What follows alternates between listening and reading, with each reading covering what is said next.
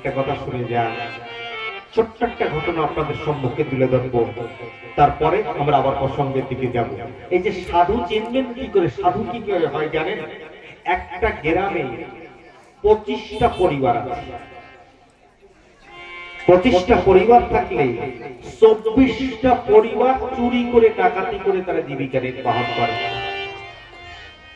কিন্তু একটা পরিবার আছে মস্তক মুন্ডন করে দাতার সঙ্গে তিলক দিয়ে রাধা গোবিন্দের সেবায় মত্ত হয়ে থাকে সদা সর্বদা।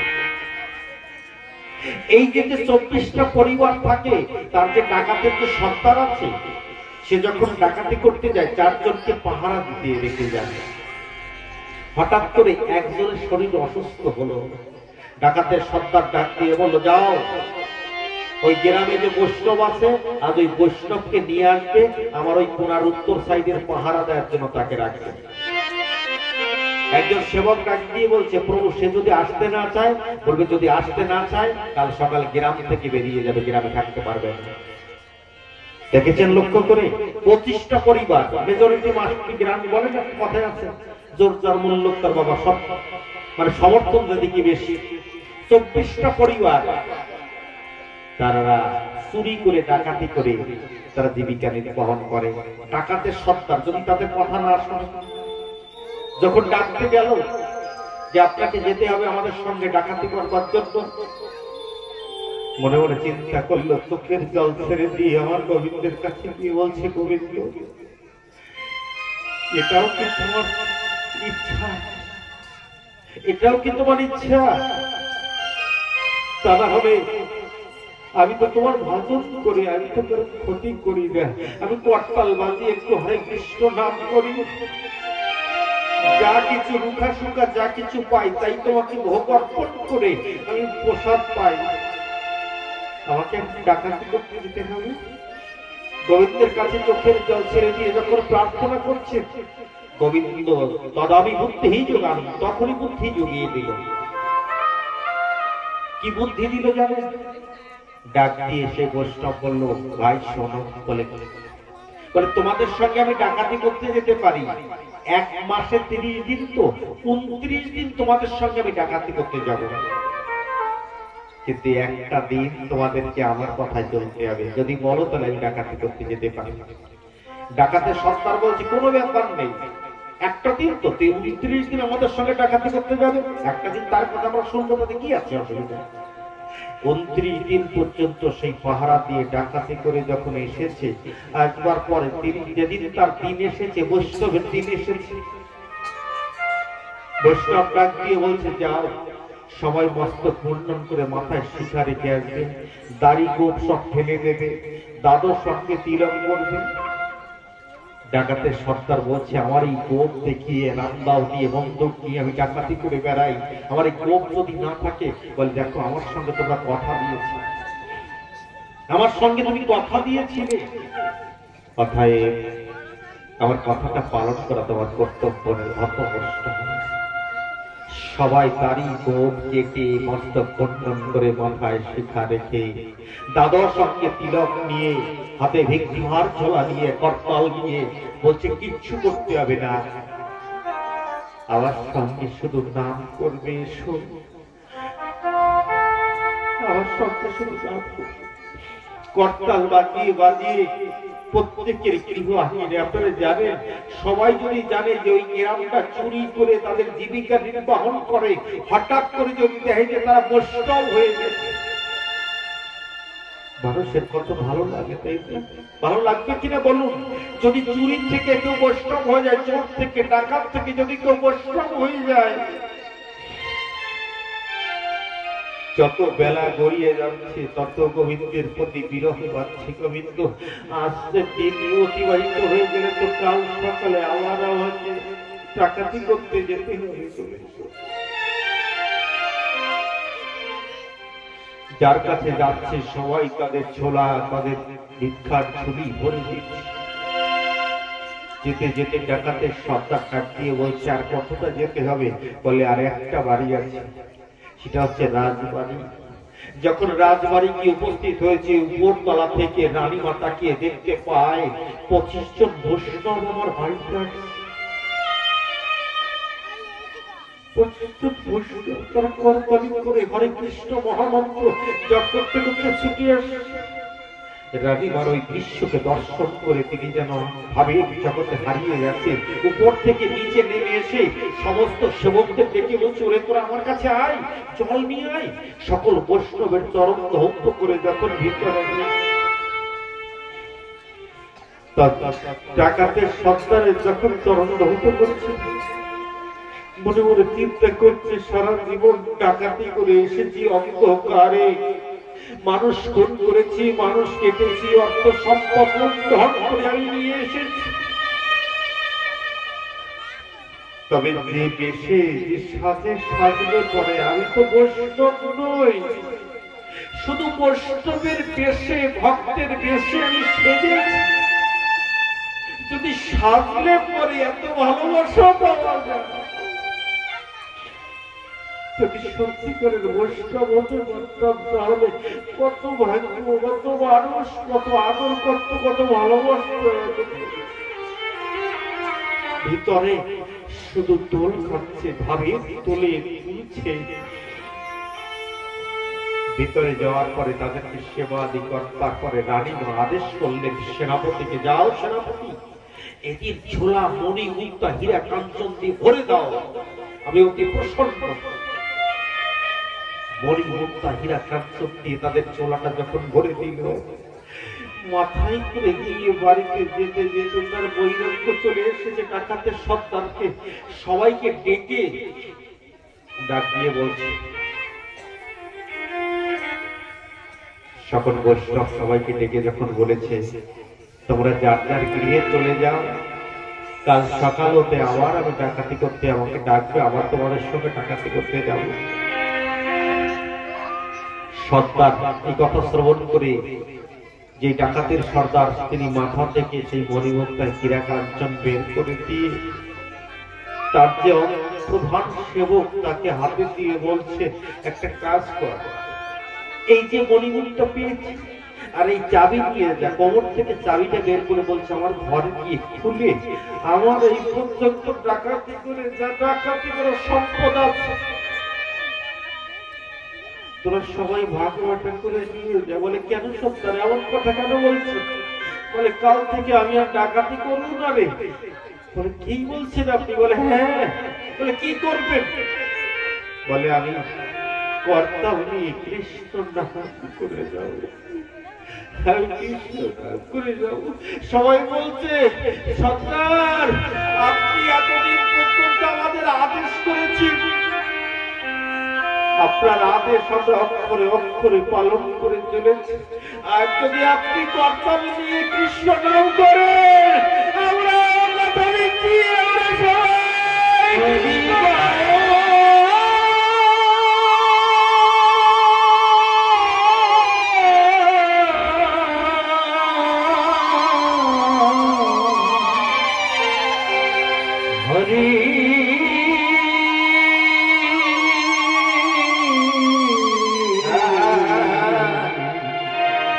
হরিব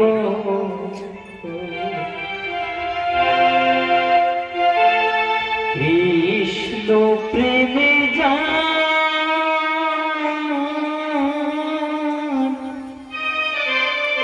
অন্তরে লেগেছে, নয়ন দেখিলে যাইতে নারে মধু। কৃষ্ণ প্রেমে যার অন্তরে লেগেছে, নয়ন দেখিলে যাচ্ছে নারে।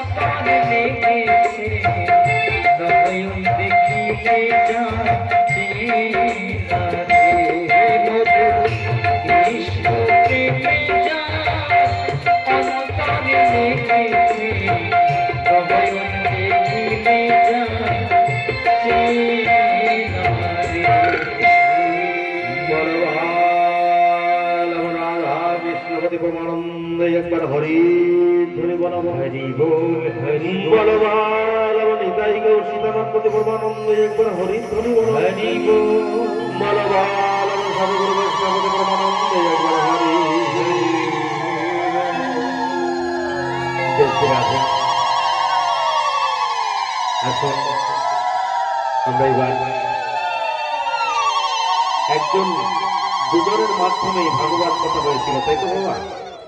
আমরা একজনকে পেলাম পরীক্ষিত মহারাজ, আর একজন ভক্ত পেলাম, শ্রোতা পেলাম। এবার বক্তা যতক্ষণ জন্মগ্রহণ না করবে ততক্ষণ তো ভাগবত আরম্ভ হবে না, তাই না? আসুন, এইবার এই যে হস্তিনাপুরের যে রাজ সিংহাসনে অধিষ্ঠিত হলেন কে? পরীক্ষিত মহারাজ, তাই তো? এবার এই পরীক্ষিত মহারাজ দেখুন, আগের দিনের রাজাদের একটা নিয়ম ছিল। রাজাদের একটা নিয়ম কি ছিল জানেন? তারা মৃগয়া যেত। এবার এই মৃগয়া যখন মৃগয়া যেত, আর একটা কাজ করত, পার্শ্ববর্তী যে রাজ্যগুলো ছিল সেগুলোকে জয় করে নিজের সঙ্গে যুক্ত করে বিস্তার লাভ করত। এইবার যখন তিনি মৃগয়ায় গেলেন, ছুটতে ছুটতে ছুটতে ছুটতে ছুটতে গভীর অরণ্যের ভিতরে হঠাৎ করে তিনি গোমাতার ক্রন্দনধ্বনি শুনতে পেলেন। কার ক্রন্দনধ্বনি শুনতে পেলেন? গোমাতা। তাহলে গোমাতার ক্রন্দনধ্বনি যখন শুনলেন, মনে মনে চিন্তা করছেন যে আমার পূর্বপুরুষ পঞ্চ পাণ্ডব যাদের বংশধর আমি, আমার পূর্বপুরুষ ভগবানের সঙ্গ করত এবং ভগবান তার এক নাম ছিল গোপাল, অর্থাৎ গোমাতাকে পালন করতেন, তাই তার নাম হয়েছিল গোপাল। আর আমার রাজত্বের ভিতরে গোমাতা ক্রন্দন করবে, দেখি তো কে দ্রুত ছুটতে ছুটতে গিয়ে দেখে যে একটা গোমাতা আর একটা বিশপকে, এই যে গোমাতাকে প্রহার করছে আর বিশপদেব এক চরণে দাঁড়িয়ে আছে। তামার মতো চুল কাটা বিচ্ছিরি চেহারা, যখন প্রহার করছে দূর থেকে বার করতে পারবে।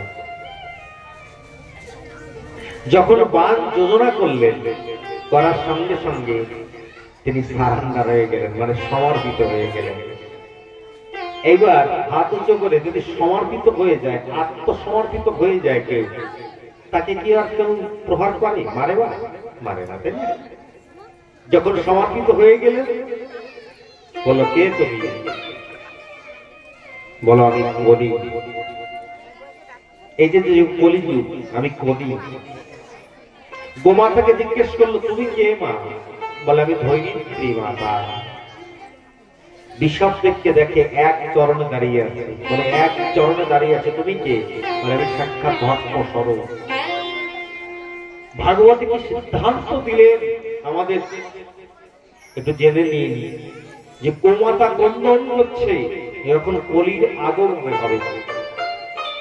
ধর্মের তিনটে চরণ নেই, চারটে চরণ কি কি জানেন? সত্য, দয়া, তপ আর শৌচ।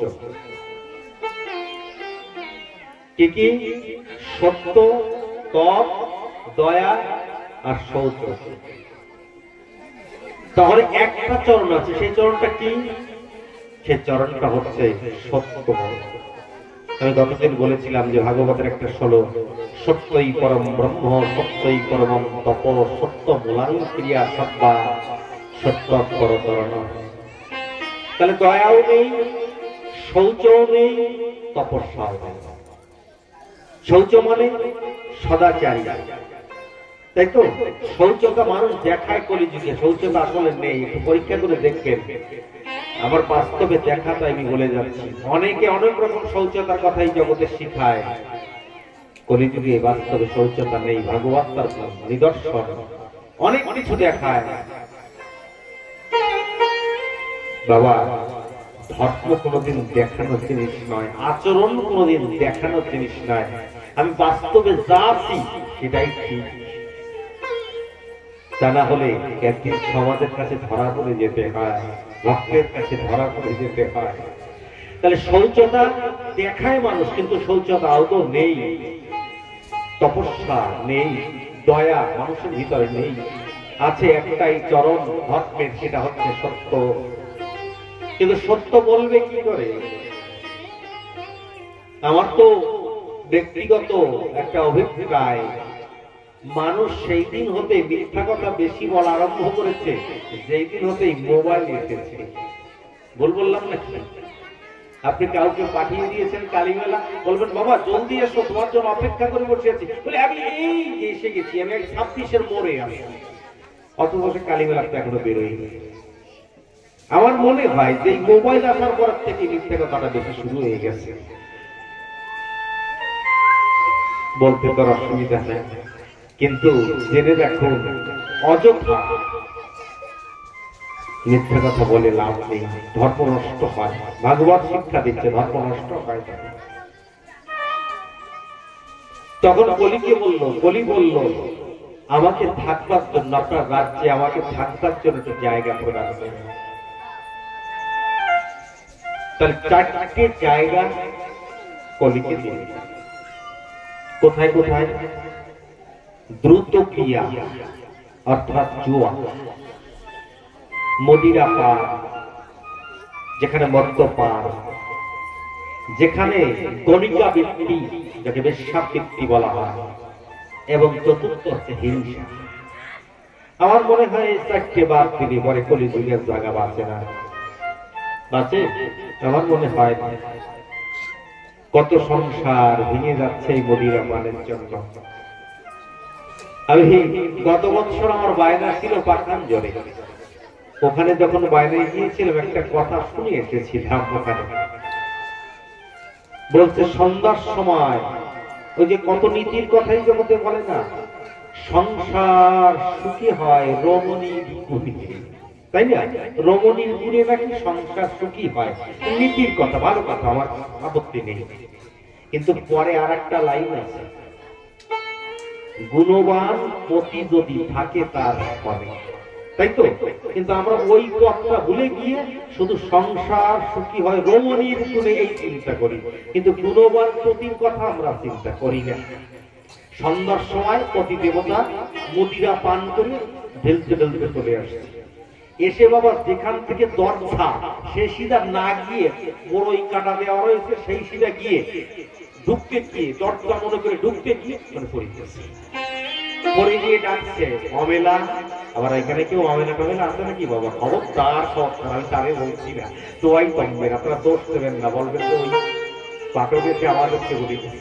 এখন উনি তো চোখ বন্ধ করে ঢুলতে ঢুলতে অমেলা অমেলা করতে করতে দরজা না পেয়ে কাটা বাগান থেকে ঢুকিয়ে পড়ি।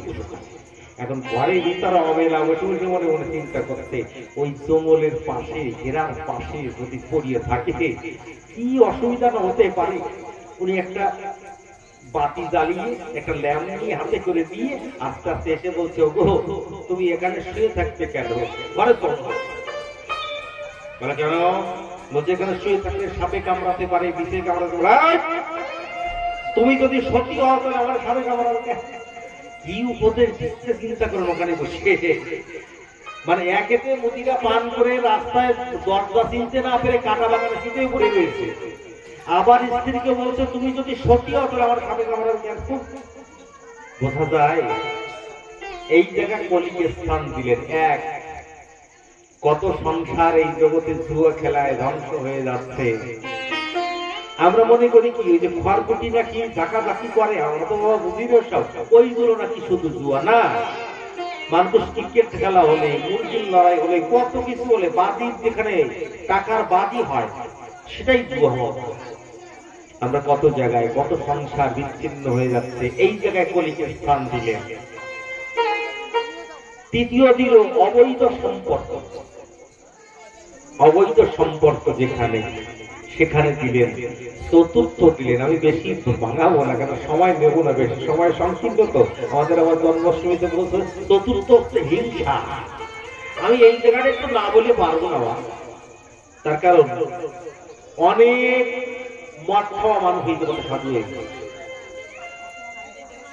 আমার কাছে প্রমাণ আছে। তার গিরিশ ঘোষ যখন রামকৃষ্ণ পরমহংসদেব তাকে ডাক দিয়ে বললো সকালে নাম করবি, বলে সকালে আমার ঘুম ভাঙে না।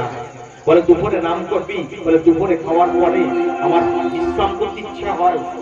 বলে সন্ধ্যার সময় নাম করবি, বলে সন্ধ্যার সময় আমার মদিরা পান করতে ইচ্ছা হয়। আবার তারা নাম করা হবে না ঠাকুর। রামকৃষ্ণ পরমহংসদেব বললো তারে শালা আমাকে বকলমা দে। বকলমা মানে কি জানেন? তোর জীবনে যা অসৎ গুণ আছে তুই আমাকে দে, আর আমার জীবনে যদি ভালো গুণ থাকে তুই তাই দে। একে বলে বকলমা। কি দিলেন জানেন? সমস্ত অবগুণকে নেওয়ার সঙ্গে সঙ্গে গিরিশ ঘোষের ভিতরে ক্যান্সার রোগ ছিল, সেই ক্যান্সার রোগটাও প্রভু নিয়ে দিলেন। গুরু কাকে বলে জগতে দেখুন, কাকে বলে? এই যে পরমহংস, এই টাইটেল সবাই পায় না বাবা এই জগতে। আমরা দুজনকে পাই এই জগতে, রামকৃষ্ণ পরমহংসদেব, সত্যানন্দ পরমহংস। আমরা দুজনকে পরমহংস রূপে এই জগতে পাই। এক পরমহংসের কথা শুনলেন, আবার যদি কোনোদিন সময় হবে আর এক পরমহংসের কথা একটু শুনিয়ে দেবো আপনাদেরকে।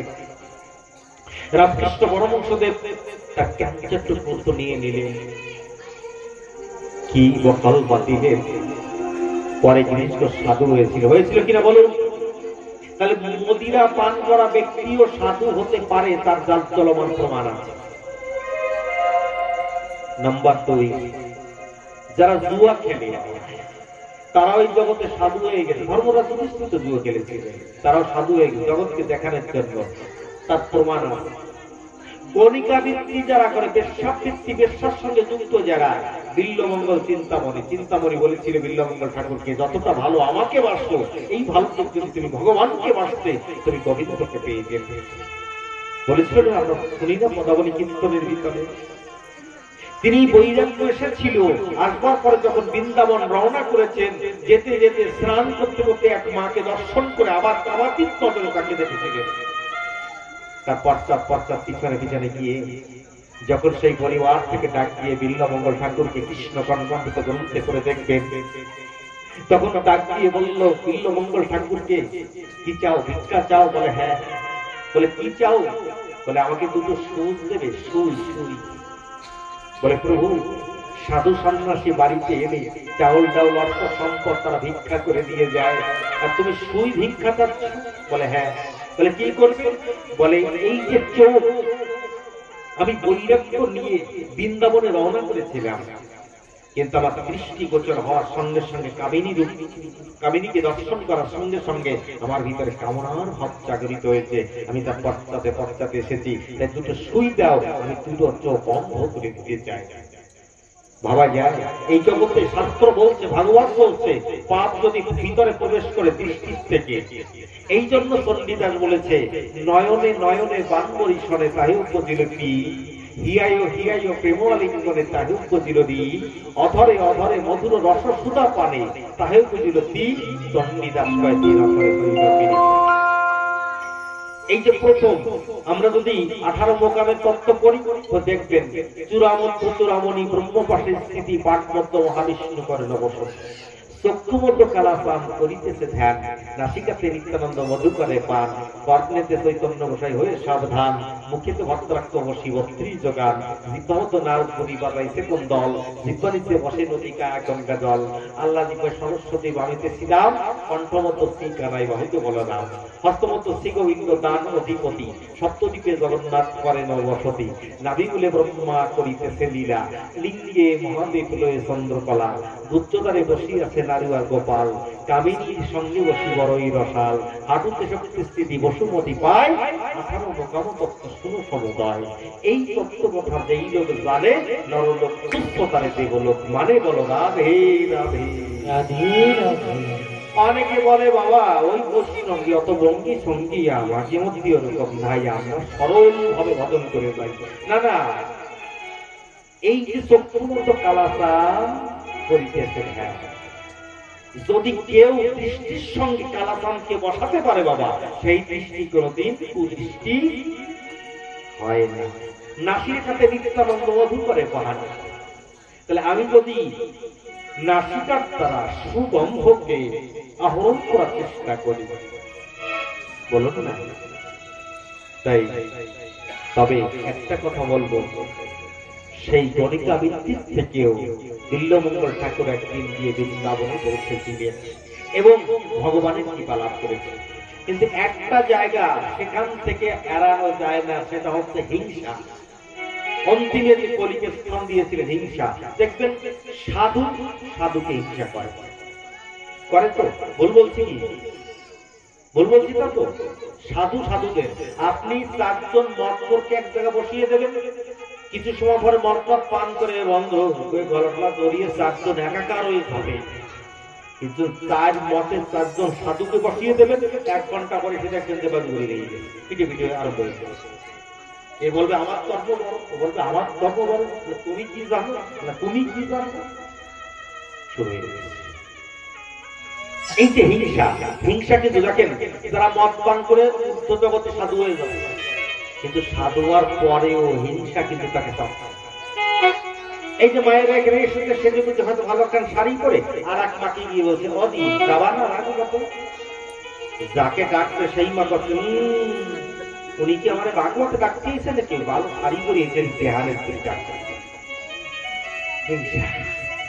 হয় কি না বলছি হয় এরকম একজন আমার ছোট্ট একটা উদাহরণ মনে করেছে একজন মাছ ধরতে গেছে মাছ ধরতে গিয়ে মাছ না পেয়ে পাথর পেয়েছে রাগ করে পাথরটা যখন ফেলে দিতে পাথরে কথা বলছে আমাকে ফেলে দিচ্ছ কেন বলে তুমি কথা বলতে পারো বলে শুধু কথা নয় আমার কাছে যা চাওয়া তাই বলে যা চাবো তাই পাবো বলে একটা সমস্যা আছে বলে কি বলে তোমাদের গ্রামের সবার ডবল ডবল হয়েছে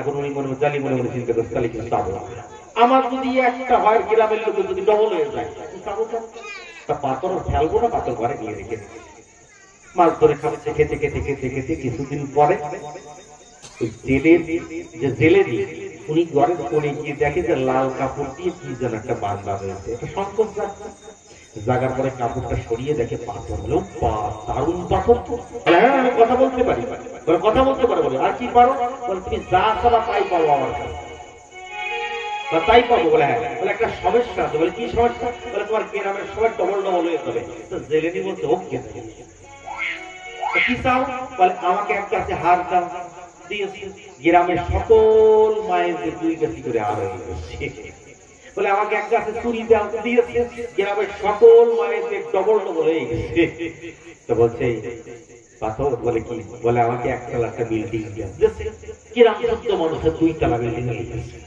আর জেলে মাছ ধরতে গিয়েছে ওখান থেকে আসার পরে দেখে যে গ্রাম আর গ্রাম নেই যাও হয়ে গেছে বুঝতে পারছি আমার কিডনি আসতে উনি একতলা বাড়িতে এসে ঢুকে বলছে কি ব্যাপার কিডনি পেয়েছো বলে হ্যাঁ বলে ভালো কাজ করেছো তাই তো আমার সহ্য হয় না বলে আমি এতদিন চাইনি বলে তুমি সহ্য হয় না বলে হ্যাঁ বলতে কি করবে বলে আমি একটু পাথরের কাছে চাই বলে চাও এবার পাথর করে যে বলছে পাথর আমি যা চাইবো তাই দেবে বলে হ্যাঁ দেবো বলে একটা কাজ করো আমার ঘরের সামনে 100 করে কাটটা করে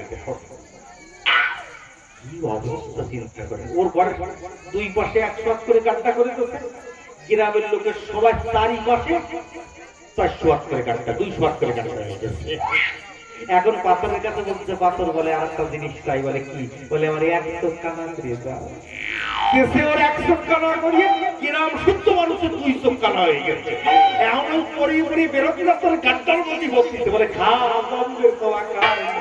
হরি বল হরি বল হরি বল, রাধে রাধে, বলিয়ে বৃন্দাবন বিহারি লাল কি जय हो, बोलिए सब सुंदर भगवान की जय हो, बोलिए जुगल किशोर सरकार की प्रेम से बोलो जय जय श्री राधे।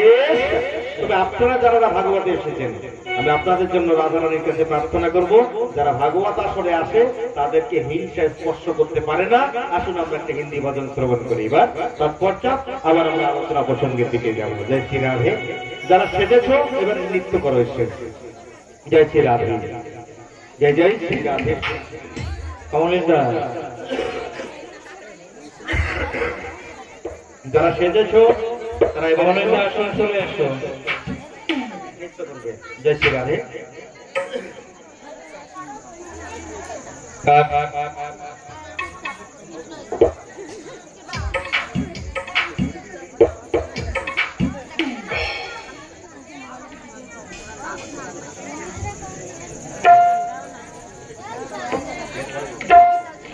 जय श्री राधे, जय जय श्री राधे, हरि बोल। कमलेशदा,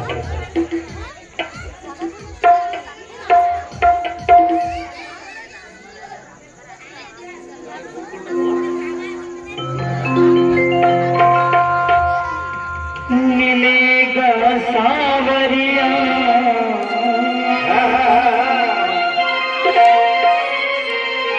बजेगी बांसुरिया,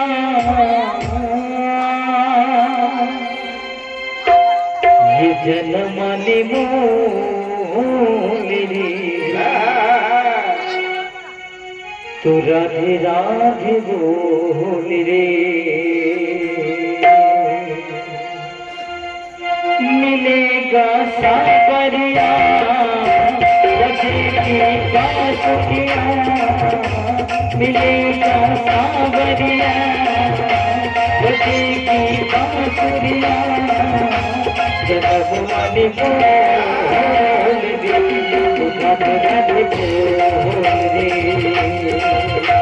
जनमनी मोली राधे राधे बोली रे।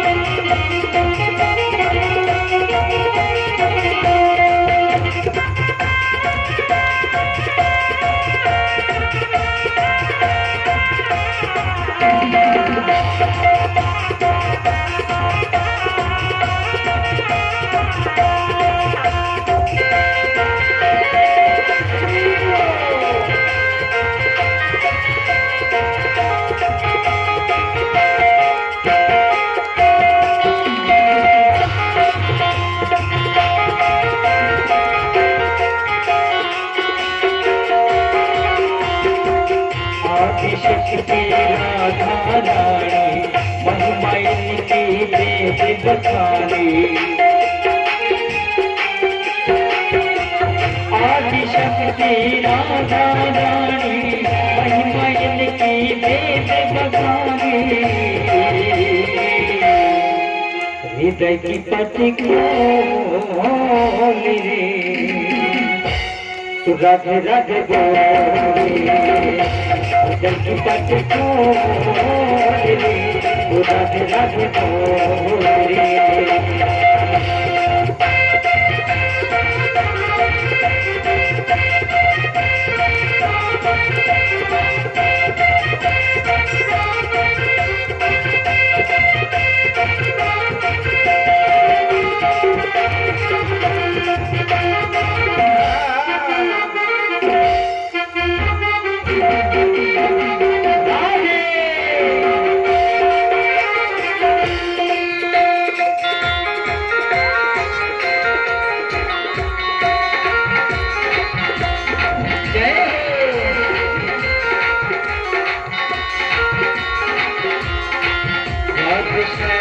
मनोहर जोड़ी मन की आस तुम्हीं से जोड़ी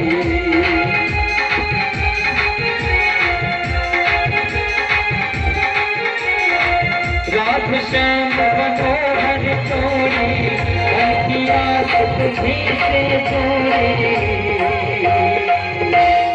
तुम मन की आँख खोल रे राधे मन की आँख खोल रे राधे राधे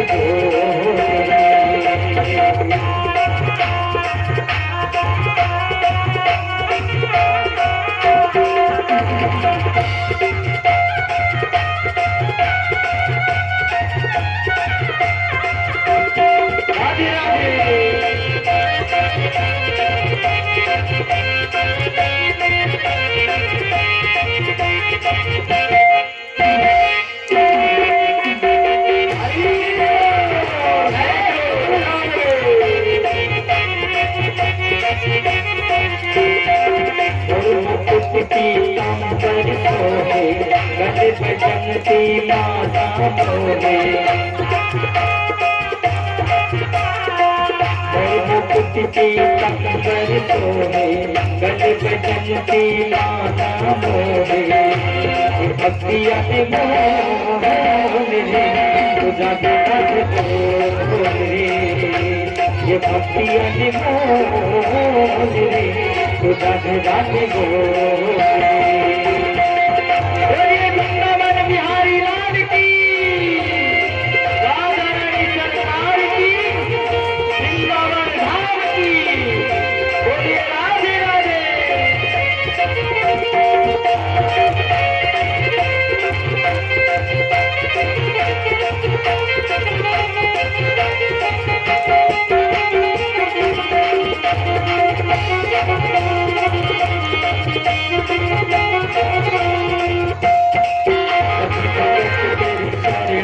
आए तेरी दया की आस लगाए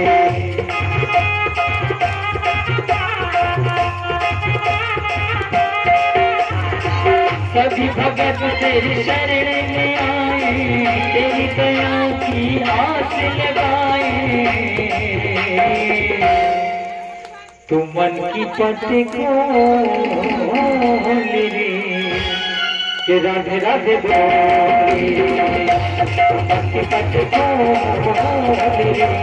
राधे राधे बोले मिलेगा सावरिया बजेगी बांसुरिया मिलेगा सावरिया बजेगी बांसुरिया जगत राधे बोले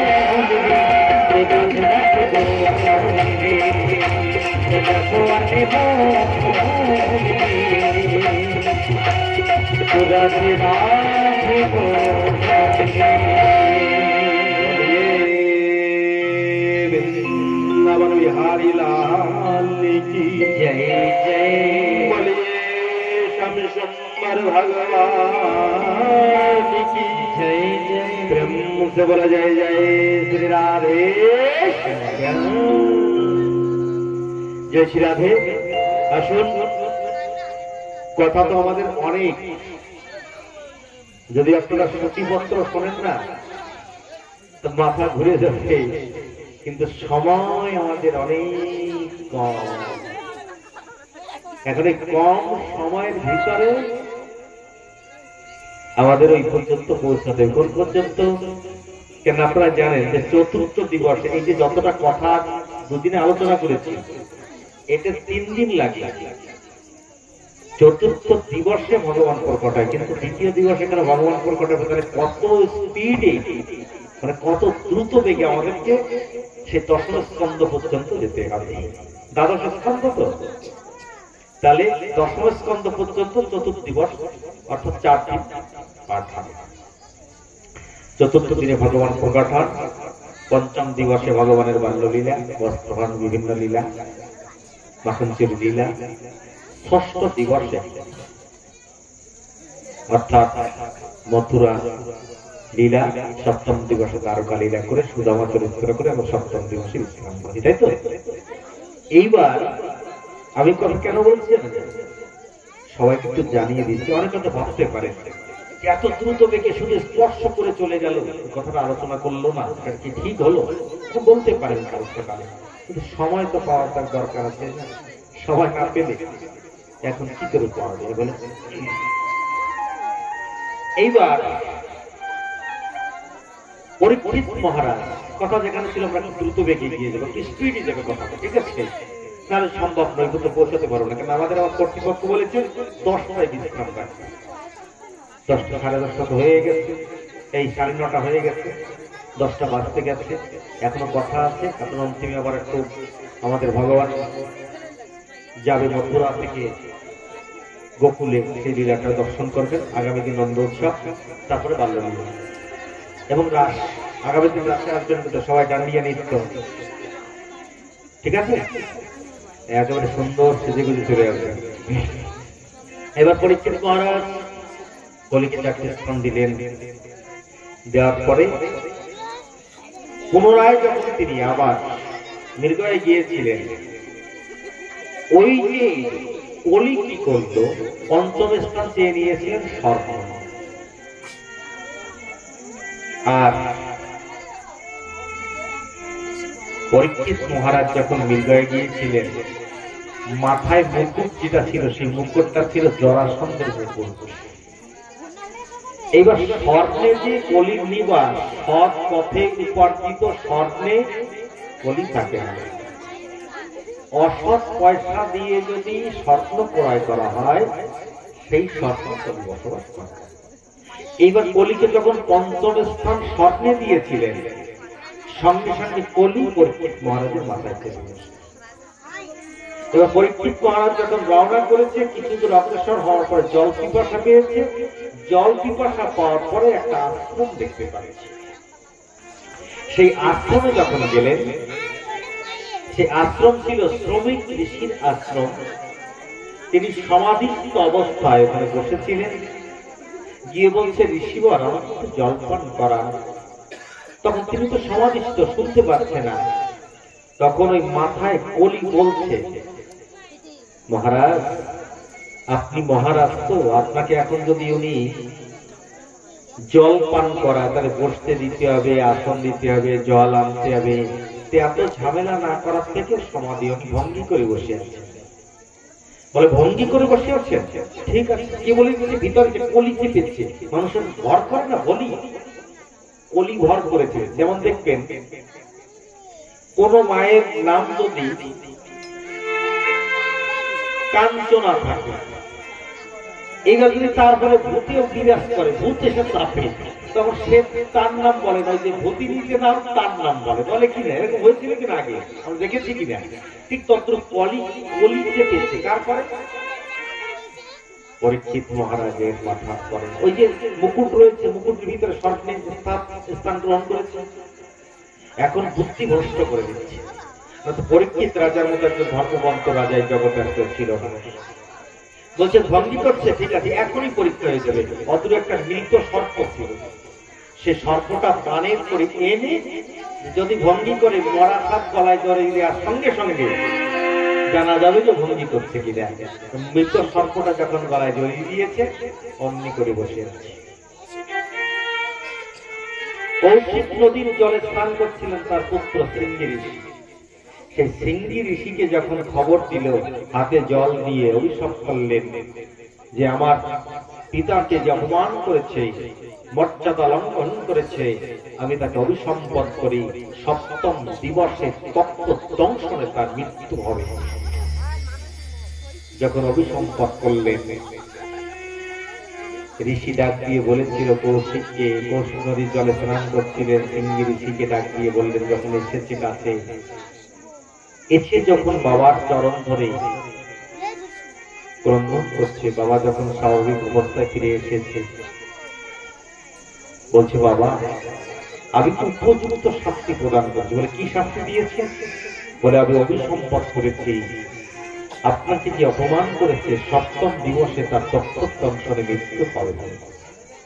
বললো বড় ভুল করলে বাবা। কেন জানেন কেন ভুল হয়ে গেল? শ্রমিক ঋষি তার পুত্র সিঙ্গি ঋষিকে বলছে, পুত্রবর, যে দেশের ধর্মমন্ত রাজা চলে যায়, সেই রাজা চলে যাওয়ার পরে কোনো অসৎ রাজা সেখানে, অধর্মিক রাজা যদি সেখানে আসন গ্রহণ করে, সেই রাজত্ব ভালো চলে না। কোন গ্রামের যিনি মাতুব্বর, তিনি যদি ধর্মপ্রাণ হয়, দেখবেন সেই গ্রামে ধর্মীয় অনুষ্ঠান বেশি হয়। কোন গৃহের মালিক তিনি যদি ধর্মপ্রাণ হয়, সেই গৃহ আঙিনায় দেখবেন ধর্মীয় অনুষ্ঠান হয়। আর মালিক যদি ধর্মপ্রাণ না হয়, ধর্ম করা বড় কষ্ট হয়ে যায়। সেখানে অনেক কষ্ট হয়ে যায়, অনেক নিদর্শন আছে, অনেক দৃষ্টান্ত আছে, বলবার সময় কম। এবার তবে একটা কাজ করো, তার যাওয়ার পূর্বে আমি তার মৃত্যু তো আমি ফিরিয়ে দিতে পারবো না, মৃত্যুকে রোখাতে পারবো না, টানতে পারবো না, তবে তাকে একটা সৎ পরামর্শ দিয়ে যায়। কি পরামর্শ? বলে, যাও গিয়ে তাকে বলো যে মাত্র 7টা দিন সময় আছে, এই 7 দিনের ভিতরে তোমার মুক্তির পথকে প্রশস্ত করো। মুক্তি কি জিনিস জানেন? আমরা যে মুক্তি একটা শব্দ বলি, কোথাও রাস্তা থেকে কেউ যাচ্ছে, 4-5 জন দুষ্ট ছেলেদের পাল্লায় পড়লো, ওখান থেকে এড়িয়ে ঘরে আসবার পরে বলে, বা আমি পুরো মুক্তি পেলাম। ওকে মুক্তি বলে না। যদি বলা আমি রেহাই পেলাম, তা ঠিক আছে। মুক্তি শব্দটা একটা অন্যরকম শব্দ, জানেন? আমরা যেখানে সেখানে মুক্তি লাগিয়ে দিই, শব্দটা লাগিয়ে দিই। চৈতন্য চরিতামৃতে মুক্তি 5 প্রকারে: সালক্ষ্য, সামীপ্য, স্বরূপ্য, শাস্তি, সাধুত্ব। এই 5 প্রকারের মুক্তি চৈতন্য চরিতামৃত অধ্যয়ন করে দেখবেন। বড় মার্মিক খণ্ড কৃষ্ণদাস কবিরাজ গোস্বামী বর্ণনা করেছেন। কিন্তু আমরা মুক্তি শব্দ যেখানে সেখানে প্রয়োগ করি। ভালোবাসার শব্দ, প্রেম যে শব্দটা আমি গতদিন বলেছিলাম, প্রেম শব্দটা যেখানে সেখানে লাগিয়ে দিই। কোন জাগতিক জগতের কোন ছেলে কোন মেয়ের সঙ্গে বলে, ওই মেয়েটা ওই ছেলেটাকে প্রেম করে, ভুল কথা। বলে আসক্ত, ওই ছেলেটা ওই মেয়েদের সঙ্গে আসক্ত। যদি বলেন তাহলে মা ছেলেকে প্রেম করে, ভালোবাসা, সেটা ভালোবাসা না, ওটা মমতা। ওটা মমতা বলে। প্রেম একটা জায়গায় হয়, সেটা হচ্ছে ভগবানের সঙ্গে, যে প্রেমের অধিষ্ঠাত্রী দেবী হচ্ছে শ্রীমতী রাধারানী।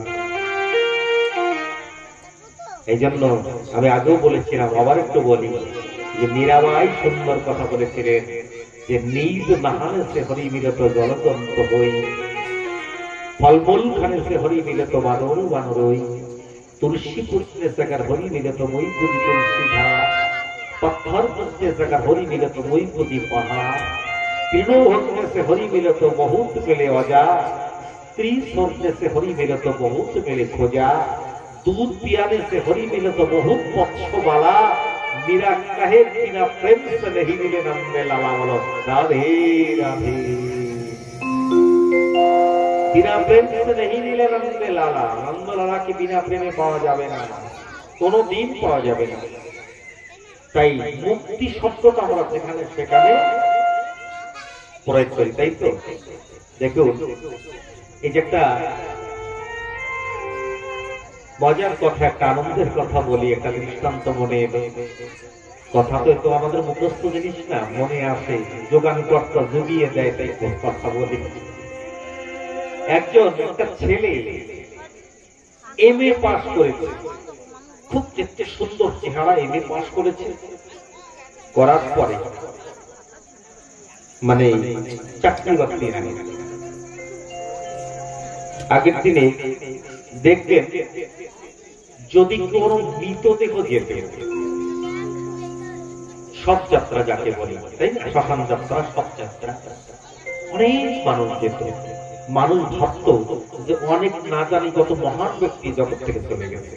তো তেমন একটা শবযাত্রা যাচ্ছে, আর তার সঙ্গে 1000 মানুষও যাচ্ছে। এখন বাজারের ভিতর থেকে যখন যাচ্ছে, একটা মারোয়ারি শেঠ তাকিয়ে দেখতে পায় যে একটা শবযাত্রা, একটা মৃতদেহ নিয়ে যাচ্ছে, অনেক মানুষ, নিশ্চয়ই কোনো ভালো মানুষ এই জগৎ থেকে চলে গেছে, তাই তার সব শ্মশান যাত্রায় শ্মশান বন্ধু হিসেবে সবাই যাচ্ছে, তাই না? কিন্তু মারোয়ারি তাকিয়ে দেখে যে ওই সুন্দর একটা ছেলে, যে বর্ণনা করলাম, ওই সুন্দর ছেলেটার পাশে একটা কুকুর যাচ্ছে। এখন কুকুরের গলায় একটা মালা দেওয়া আছে, সুন্দর তিলক তিলক পরানো মালা টালা দেওয়া আছে। এখন মারোয়ারির মাথা ঘুরে কি ব্যাপার, আর কেউ তো জানে কুকুরটাকে সাজিয়ে নিয়ে যাবে কেন, বুঝতে পারছে না। এখন দোকান থেকে বেরিয়ে এসে মারোয়ারি সেট একদম সরাসরি সব যাত্রা যাচ্ছে, ওখানে এসে বলছে, আচ্ছা কে মারা গেছে? এখন ওই যে সুন্দর সুতাম যে পুরুষ, তো বলছে আমার স্ত্রী মারা গেছে। তোমার স্ত্রী মারা গেছে? বলে হ্যাঁ। বলে তাহলে এই কুকুরকে সাজিয়ে নিয়ে যাচ্ছে কেন মালা দিয়ে? বলে কুকুরে কামড়ানোর জন্য আমার স্ত্রী মারা গেছে। মারোয়ারির আরো মাথা ঘুরে বলে কি, যদি কোনো কুকুরের কামড়ানোর জন্য যদি কারো স্ত্রী মারা যায়, সেই কুকুরকে সাজায় নিয়ে যায় কেউ? মারোয়ারি বুঝতে পারছে না, মাথা ঘুরে বলে তুমি একটু খুলে বলো কি ব্যাপার, তোমার স্ত্রী মারা গেছে, এই কুকুরে কামড়ানোর জন্য মারা গেছে, আবার এই কুকুরটাকে সুন্দর সাজিয়ে নিয়ে যাচ্ছ, কি ঘটনা কি, আমাদের একটু খুলে বলো। তখন বলছে কি জানেন, আমি এমএ পাস করেছি, কোন চাকরি নেই আমার। তা সকালবেলা যখন আমি চাকরির খুঁজে বেরোতাম, আমার স্ত্রী আমাকে একটা কাগজ লিখে দিত, আলতা পাউডার সোনো ইত্যাদি, ডাল চাল, বড় করে লম্বা লিস্ট লিখে দিত। সন্ধ্যার সময় যখন ওখান ওইগুলো আনতে পারতাম না, যেহেতু আমার চাকরি ছিল না, আমি যখন আনতে পারতাম না, আমার সঙ্গে এমন ভাবে ঝগড়া করতো, আমি ঈশ্বরের কাছে প্রার্থনা করতাম, ঈশ্বর এই যন্ত্রণা থেকে তুমি আমাকে মুক্তি দাও। ঈশ্বর আমাকে মুক্তি দিতে পারেনি, সেই শুভ কর্মটা আমার এই কুত্তই করে দিয়েছে। তার জন্য ওই কুত্তটাকে সাজাইয়ে নিয়ে যাচ্ছে। মারোয়ারি হাত জোর করে বলতেছে, তাহলে তোমার এই কুত্ত কি একদিনের জন্য হাওলাত পাওয়া হবে? বলে 1000 লোক ওই জন্য আসতেছে, আপনি লাইনে দাঁড়ান, এদের দেওয়ায় গেলে আপনারা দিয়ে দেবো। বলো রাধে রাধে। এখানে কিন্তু মুক্তি নয়, আমি যে মুক্তি শব্দটা বললাম, এখানে মুক্তি নয়, এই সংসার যন্ত্রণা থেকে মুক্তি পাবো না, ওই মুক্তির কথা আমি বলছি না। মুক্তির পথকে প্রশস্ত করবার জন্য শ্রমিক ঋষির পুত্র সিঙ্গি ঋষিকে পাঠিয়ে দিলেন, যাও রাজাকে গিয়ে বলো 7ম দিবসে তোমার মৃত্যু হবে, কি করলে পরে তুমি মুক্তি পাবে। যাও গঙ্গা তীরে গিয়ে যখন হাজির হলে, শুনে যান খুব বার্ষিক কথা, যদি মুক্তি পেতে হয় জীবনে তাহলে কি করণীয়। কেউ বলছে তুমি নাম করো, কেউ বলছে তুমি জপ করো, কেউ বলছে তুমি যজ্ঞ করো, কেউ বলছে তুমি ধ্যান করো, কেউ বলছে তুমি দান করো, কেউ বলছে তুমি গঙ্গা স্নান করো। কোনটা সিদ্ধান্ত করেন। সেখানে নঙ্গ ধরঙ্গ মানে উলঙ্গ অবস্থা বিরাট জট নিয়ে 16 বছরের একটা যুবক এসে উপস্থিত হলো। তার চরণের কাছে গিয়ে যখন বললেন, সঙ্গে সঙ্গে তিনি এক বাক্যে বললেন, 7ম দিবসের ভাগবত কথা। তাহলে কি সূত্র পেলাম? জীবনে যদি 100 বছর বাঁচি, প্রত্যেক দিন একটু করে হরিকথা আমার জীবনে আশ্রয় করতে হবে, তাই তো? তাছাড়া সম্ভব নয়। এবার তিনি 7ম দিবসের ভাগবত কথা, তাহলে আপনি আমাকে কৃপা করে ভাগবত কথা শোনান। তখন বসলেন গঙ্গা তীরে। 88,000 ঋষি মুনিগণ প্রশ্ন করলেন সুতমুনির কাছে, কেই সুখদেব? বলছেন, তিনি যখন বললেন যে ইনি হচ্ছেন সুখদেব, বলছে কেই সুখদেব, এনার পরিচয় বলুন, আমাদেরকে একটু খুলে বলুন। তখন সুখদেব চরিত্র বর্ণনা করলেন। বলো কি, তিনি সুখ পাখি উঠেছিলেন। তার কর্ম ছিল কি জানেন? কৃষ্ণের কথা রাধারানীর কাছে গিয়ে বলা, আর রাধারানীর কথাটা কৃষ্ণের কাছে গিয়ে বলা। সেখান থেকে প্রেরিত হয়েছিল এই জগতে এসে সুখদেব রূপে জন্মগ্রহণ করেছিলেন। তিনি এসেছিলেন অমরনাথে, আজও পর্যন্ত অমরনাথে যেখানে শিব পার্বতীর হরিকথা হয়েছিল, সেই হরিকথা শ্রবণ করে তিনি ত্রিশূল নিয়ে চুরি করে শ্রবণ করেছিলেন। আপনারা সবাই তো এই চরিত্র কথা জানেন। তারা করেছিলেন ব্যাস ভগবানের সহদর স্ত্রীর গর্ভের ভিতরে প্রবেশ করে যথা সময় তিনি 16 বছরের পূর্ণ বৈরাগ্য নিয়ে জগতে এসেছিল। সময় সংকীর্ণতায় তো অনেক স্পিডে বলে গেলাম। তিনি জন্মগ্রহণ করেছিলেন। বলিয়ে সুখদেব ভগবান জয় হো, বলে বৃন্দাবন বিহারী লাল, জয় হো, বলিয়ে যুগল কিশোর সরকার। জয় হো। এইভাবে সুখদেবের চরিত্র কথা বর্ণনা করলেন। কিন্তু নদীর পারে যখন বসলেন, গঙ্গার তীরে যখন বসলেন, হরি কথা শুনবার আসে, তখন প্রথম তিনি জিজ্ঞাসা করলেন যে সপ্তম দিবসে যদি কারোর মৃত্যু আগত হয় তার কি করা কর্তব্য? সর্বপ্রথম জিজ্ঞাসা। পশ্চাতে পশ্চাতে সুখদেব মহামুনি আলোচনা আরম্ভ করলেন এবং আলোচনা আরম্ভ করবার পরে আরো জিজ্ঞাসা হলো সৃষ্টি তত্ত্ব কি করে হয়েছিল। দেখুন, আমরা কিন্তু কথা অনেক স্পিডে যাবে। তো সুতমুনি, এই সুখদেব মুনি পরীক্ষিতকে সৃষ্টি তত্ত্বের কথা শ্রবণ করাচ্ছেন যে আদি নারায়ণের নাভি কমল হতে ব্রহ্মার সৃষ্টি হয়েছিল এবং ব্রহ্মাকে যখন সৃষ্টি রচনা করার কথা বললেন, ঠিক আছে, তখন তিনি বললেন আমি কি করে সৃষ্টি করব? বলল ভগবানকে স্মরণ করো, অবশ্যম্ভাবী ভগবানের নাম গুণগান করলে তিনি তো সৃষ্টি করবেন। তখন তিনি প্রথম সৃষ্টি করলেন চতুর্কুমার, কি নাম? সনন্দ, সনাতন এবং সনত কুমার। তাদেরকে বলল তোমরা সৃষ্টি প্রারম্ভ করো। বলো না, আমরা হরি ভজন করব। তখন তিনি প্রধান্বিত হলেন। তার ভৃকুটি অর্থাৎ কপাল থেকে শিবের জন্ম। যখন শিবের জন্ম হলো তখন শিবকে বললেন তুমি সৃষ্টি আরম্ভ করো। তখন শিব সৃষ্টি করলো ভূত, পিশাচ, ডাকিনী, এই সবগুলো সৃষ্টি আরম্ভ করলেন। ভগবান বলল তোমার সৃষ্টি করতে হবে না, তুমি সৃষ্টি বন্ধ করো। তিনি সৃষ্টি বন্ধ করলেন। তৎপশ্চাৎ ব্রহ্মা 10 জন ঋষিকে সৃষ্টি করলেন। মরিচি, অত্রি, অঙ্গিরা, পুরস্ত, পুলহ, কর্তু, ভিগু, বশিষ্ঠ, দক্ষ, নারদ, এই 10 জনকে সৃষ্টি করলেন। তারপরে নিজে দ্বিখণ্ডিত হয়ে গেলেন। এক পাশে শতরূপা, এক পাশে মন।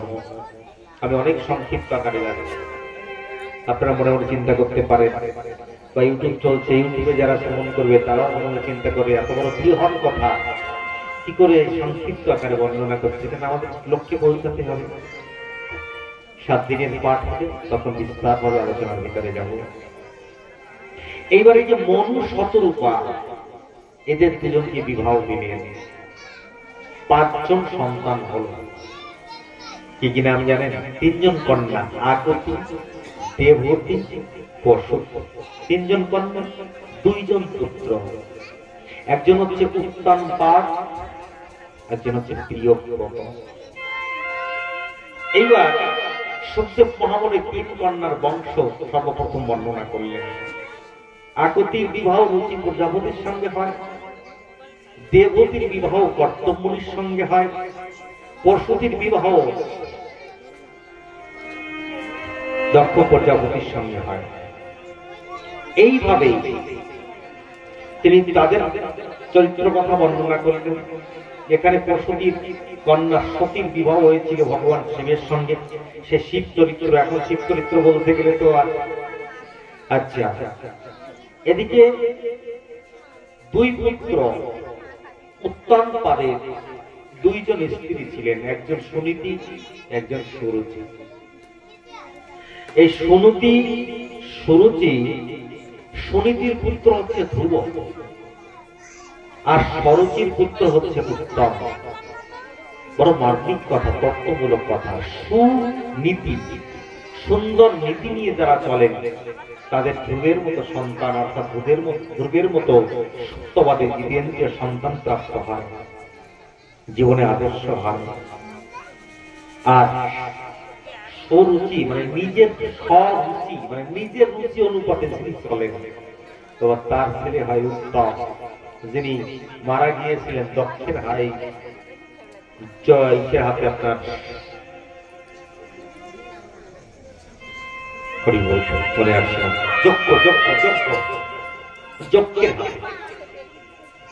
যক্ষের হাতে তার মৃত্যুবরণ হয়েছিল। ধ্রুব মহারাজ সেখানে গিয়ে অনেক যুদ্ধ বিগ্রহ করেছিল।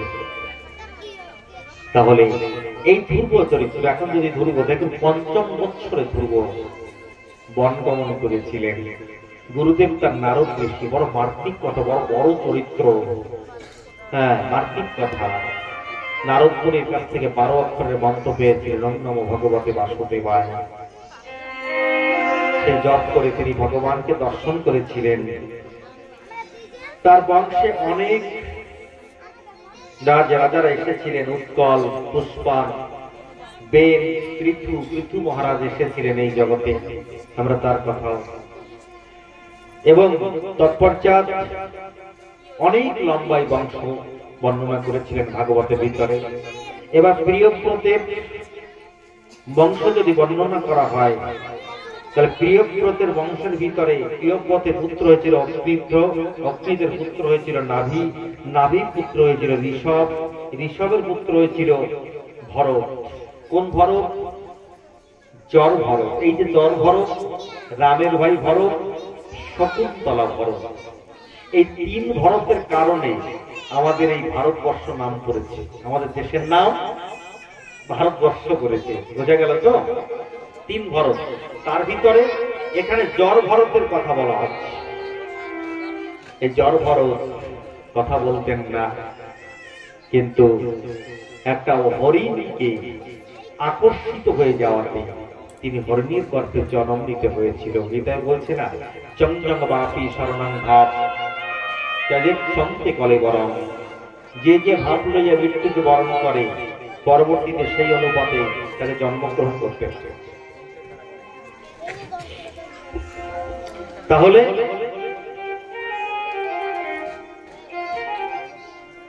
এবার জড়ভরতকে যখন উপদেশ করে 28 প্রকারের নরকের বর্ণনা করেছে। 28 প্রকারের নরকের বর্ণনা করেছিলেন। অন্ধতমেশ্বর, রৌরব, মহারৌরব, কুম্ভিপাক, কালসূত্র, আশিপত্রিবন, সুকর্ম, অন্ধকূপ, এমনি করে 28 প্রকারের নরকের বর্ণনা করেন। যখন সুখদেব মুনি 28 প্রকারের নরকের বর্ণনা করলেন, পরীক্ষিত মহারাজ কম্পিত। তাহলে বলছে না, ভয় পেও না, এই নরক থেকে মুক্তি পেতে পারে তার একটা জাজ্জলমান প্রমাণ তিনি কথা শোনালেন। সে কথা হচ্ছে অজামিল চরিত্র। অজামিল চরিত্রের কথা শ্রবণ করা যায়। যে ব্রাহ্মণ হয়েও পথভ্রষ্ট হয়ে গেলেন, ব্রাহ্মণ হয়েও পথভ্রষ্ট হয়ে গেলেন, এবং পরবর্তীতে তার সন্তানের নাম নারায়ণ রেখেছিলেন, সে নারায়ণ নামে তিনি চলে গেলেন।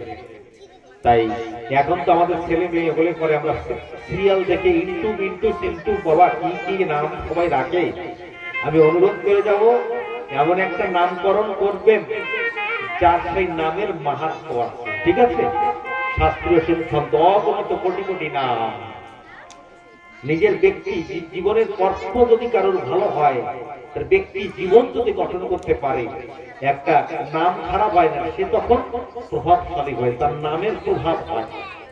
তাই যে নামের মাহাত্ম্য আছে সেই নাম রাখবেন। এবার বিত্তাশ্রমের কথা বলেছিলেন, গজেন্দ্র মোক্ষ, সমুদ্র মন্থন, ঠিক আছে, দেব দানবের যুদ্ধ, কলি বামনের কাহিনী, মৎস্য অবতারের কথা, কত কথা, নবম স্কন্ধ। এইবার যাব আমরা 10ম স্কন্ধের ভিতরে। এবার 10ম স্কন্ধের ভিতরে সূর্য বংশের বর্ণনা। রাম কথার কথা আছে, ভাগবতে এমন কোন তত্ত্ব নেই যে তার ভিতরে নেই। এবার সূর্য বংশের বর্ণনায় দেখা যাচ্ছে মনুর পুত্র ছিল নাভাগ, নাভাগের পুত্র অম্বরীশ, অম্বরীশের পুত্র যৌবনাশ্ব, যৌবনের পুত্র মানধাতা, সত্যব্রত, হরিশ্চন্দ্র, রোহিত, বাহু, সগর, অসমঞ্জস্য, দিলীপ, সূর্যবংশের বর্ণনা করছে। এমনি করে ভগীরথ, ঋতুপর্ণ, সৌদাস, নারী কবচ, খট্টাঙ্গ, দিলীপ, রঘু, অস, দশরথ, এই দশরথের পুত্র হচ্ছে রাম, লক্ষ্মণ, ভরত, শত্রুঘ্ন। ভরিয়ে রামচন্দ্র ভগবান জয় হো, জয় জয় শ্রী রাধে। এবার চন্দ্রবংশের বর্ণনা, যে বংশে ভগবান আসবে। জয় শ্রী রাধে। এবার আপনারা সবাই দেখতে পারবেন ভগবান আসবেন। ভগবান চন্দ্রবংশ, ভগবান রামচন্দ্র সূর্যবংশে এসেছিলেন, আর ভগবান শ্রীকৃষ্ণ চন্দ্রবংশে এসেছিলেন, তাই তো? এই জন্য ভগবান রামচন্দ্র বেলা 12টার সময় এখান থেকে 7.5 বা 8,000 বছর পূর্বে ভগবান রামচন্দ্র বেলা 12টার সময় নবমী তিথিতে রামচন্দ্র ভগবান বেলা 12টার সময় এসেছিলেন। আর ভগবান শ্রীকৃষ্ণ 5,500 বছর পূর্বে অষ্টমী তিথি, রোহিণী নক্ষত্র, ভাদ্র মাস, অষ্টমী তিথিতে রাত্র 12টার সময় ভগবান প্রকট হয়েছেন। এবার যে ভগবান যে প্রকট হয়েছিল গোমাতা রূপে ধৈর্যী দেবী,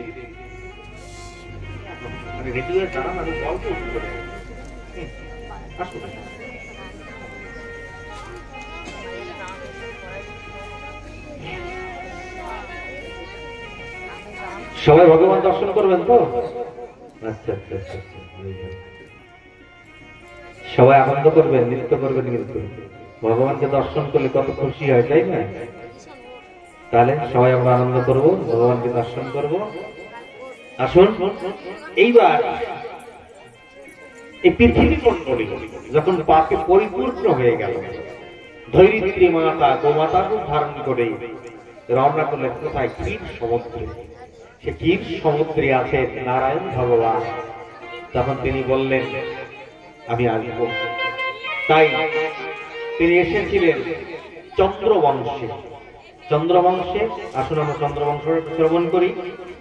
তাহলে চন্দ্রবংশের বর্ণনা, আদি নারায়ণ, নারায়ণের থেকে সৃষ্টি হলো ব্রহ্মার, ব্রহ্মার থেকে সৃষ্টি হলো অত্রিমণি, অত্রির থেকে চন্দ্র, চন্দ্র থেকে বুধ, বুধের থেকে পুরুরবা, পুরুরবার থেকে আয়ু, আয়ুর থেকে নহুষ, নহুষের থেকে যজাতি, যজাতির থেকে যদু, যদুর থেকে দেববীর, এবং দেববীর থেকে সুরসেন, সুরসেনের পুত্র হচ্ছে বাসুদেব।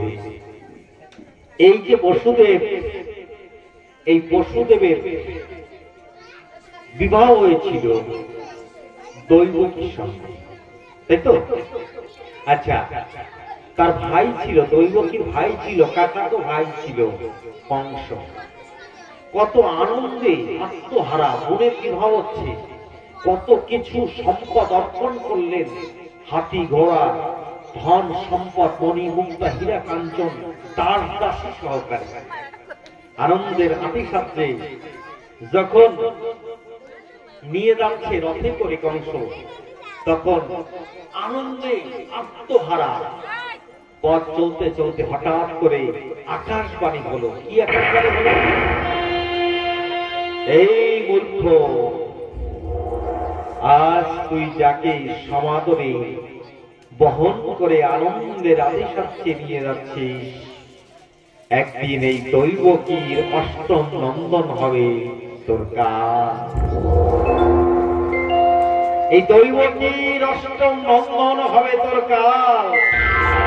এই দৈবকীর অষ্টম নন্দন হবে তোর কাজ। শোনার সঙ্গে সঙ্গে দেখুন আসরিক প্রকৃতি যারা তরবারি বের করে তখন তাকে মারতে উদ্যত করেন। যখন মারতে উদ্যত হলেন তখন বসুদেব মনে মনে চিন্তা করলেন যে যদি তার সঙ্গে যুদ্ধ করি আমি জয়যুক্ত হতে পারবো না, তার সাম্য নীতি আমাকে প্রয়োগ করতে হবে। কোন নীতি? অর্থাৎ সামঞ্জস্য রেখে বুদ্ধি প্রয়োগ করে আমাকে এখন সেই নীতি প্রয়োগ করতে হবে, সাম্য নীতি বলা হয়। এই সাম্য নীতি যখন প্রয়োগ করলেন, ডাক দিয়ে বলল, কংস তুমি একজন নারীকে হত্যা করবে, তাও তোমার বোন, সারা জীবন কলঙ্কের বোঝা বইবে। তোমার ভয় তো আমার তোমার বোনের জন্য নয়, আমার স্ত্রী আমার সহধর্মীর জন্য নয়, আমার জন্য নয়। বলে নয়, তা তোমার ভয় কোথায়? তার অষ্টম নন্দন? বলে হ্যাঁ। বলে আমি এক একটা নন্দন তোমার হাতে তুলে দেবো। তারপরে কংস মনে মনে চিন্তা করলো, তাই তাহলে যদি এক একটা নন্দন তুলে দেয় তাহলে আমি এদেরকে বধ করতে যাবো কেন? তাই হবে, চলো তোমাদেরকে আটকা থাকতে হবে। বলছো ঠিক আছে। তখন কংসের কারাগারে তাদেরকে ভর্তি করে দিল। ভিতরে রেখে কড়া পাহারা দিয়ে দিলেন। এমন পাহারা দিয়ে দিলেন, দেওয়ার পরে ঠিক শুভক্ষণে, শুভ লগ্নে, শুভ তিথি আগমনে প্রথম নন্দন যখন জন্মগ্রহণ করল, দৈবকী বলল, এত চাঁদ বদন সন্তানটা তুমি অসুরের হাতে তুলে দেবে। বসুদেব ডাক দিয়ে বলল, দৈবকী আমি প্রতিশ্রুতিবদ্ধ। দেখুন কথার কি মূল্য।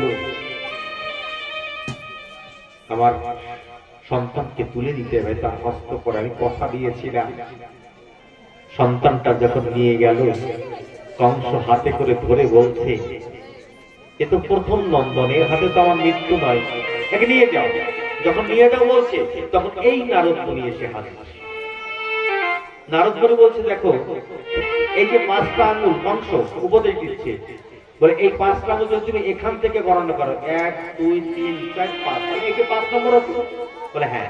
বলে এখান থেকে গণনা করলে 1 2 3 4 5, বলে এটা প্রথম পঞ্চম হতো। বলে হ্যাঁ। বলে তাহলে যদি তুমি গণনা অন্তিম যে সন্তান হবে সেখান থেকে গণনা করে যদি এদিকে নিয়ে আসো, তাহলে এটাই অষ্টম নম্বর হয়। বলে হ্যাঁ। ভালো কথা বলেছেন গুরুদেব। সঙ্গে সঙ্গে সন্তানের চরণ ধরে এক পাছাড় দিয়ে দেয়ালের সঙ্গে তাকে হত্যা করে দিলেন। কেন জানেন? এই যে 6টা সন্তান মেরেছিলেন, এরা অভিশপ্ত ছিল। সময় তো নাই, বলতে পারছি না, সময় হয়ে আসছে। যাই হোক, এবার এক এক করে 6ষ্ঠ সন্তানকে যখন বধ করলেন, 7ম নন্দন যখন এসেছে, কে? দাউদা, বলরাম, সংকর্ষণ শক্তি। সঙ্গে সঙ্গে যোগমায়া কি বৃন্দাবনে কালী কাত্তায়নী, যে কাত্তায়নী ব্রত চলছে, দামোদর ব্রত শেষ, এখন যে ব্রত চলছে এটা কাত্তায়নী ব্রত, তাই তো? ঠিক বলছি তো? এই যে কাত্তায়নী দেবী আত্মা শক্তি মহামায়া যখন ভগবানের লীলা সহযোগ করেছিল, ভগবান তাকে আশীর্বাদ করেছিল, আমার কৃষ্ণ লীলায় আত্মা শক্তি রূপে তুমি সহযোগ করছো, আগামী কলিযুগে শীতলা, ষষ্ঠী, ভদ্রা, বাসন্তী, দুর্গা বিভিন্ন রূপে তুমি পূজিতা হওয়া কলিযুগে ভক্তের কাছে ভগবানের আশীর্বাদ। তাই সেই আত্মা শক্তি মহামায়া অর্থাৎ যোগমায়া দেবীকে যখন স্মরণ করলো, ভগবান তখন বলল যে যাও এই রোহিণী নন্দন অর্থাৎ এই যে দৈবকী নন্দন তাকে স্থানান্তরিত করে দিয়ে রোহিণীর গর্ভে নিবাস করে দেওয়া। যোগমায়া কি করলেন? এই সন্তানকে রোহিণীর গর্ভে পাঠিয়ে দিলেন এবং কংসকে জানিয়ে দিলেন তার গর্ভ নষ্ট হয়ে গেছে, গর্ভপাত হয়ে গেছে। তাহলে ওখানে উপযুক্ত সময় আমার দাউদা প্রকটালো, বলিয়ে বলরাম ভাইয়া বলিয়ে বৃন্দাবন বিহারী জয় জয়, বলিয়ে যুগল কিশোর সরকার কি জয় জয় জয় শ্রী রাধে।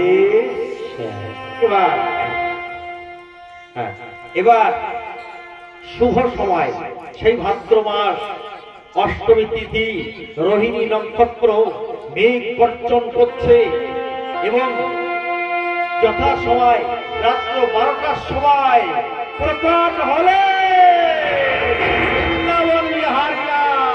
देवकी नंदन की जय, कृष्णचंद्र भगवान की जय, नंदन की जय, जय श्री राधेश्वर। सबाई কংসের কারাগারি মা দৈবকীর উদরে, কংসের কারাগারি মা দৈবকীর উদরে জন্ম নিলেন ভগবান। হরে কৃষ্ণ হরে কৃষ্ণ হরে কৃষ্ণ হরে রাম।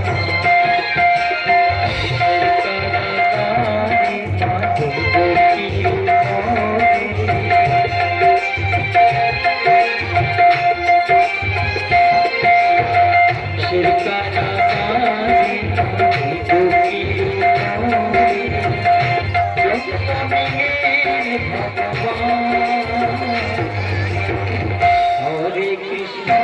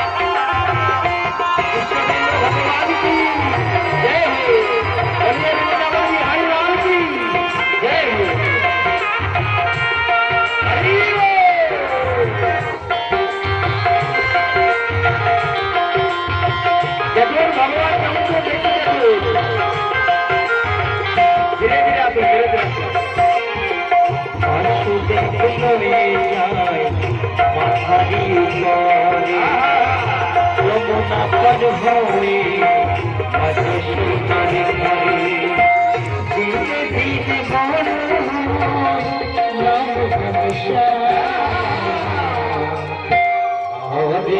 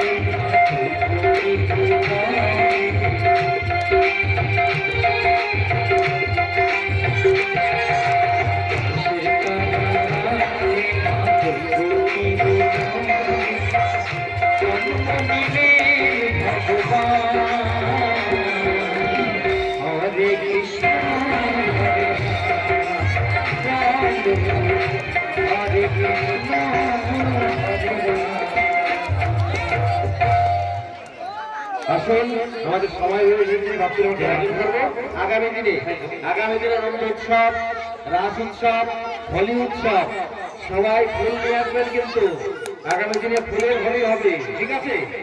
আসুন এবার আমরা ভগবানকে আরতি করে আমরা বিশ্রামের দিকে যাবো।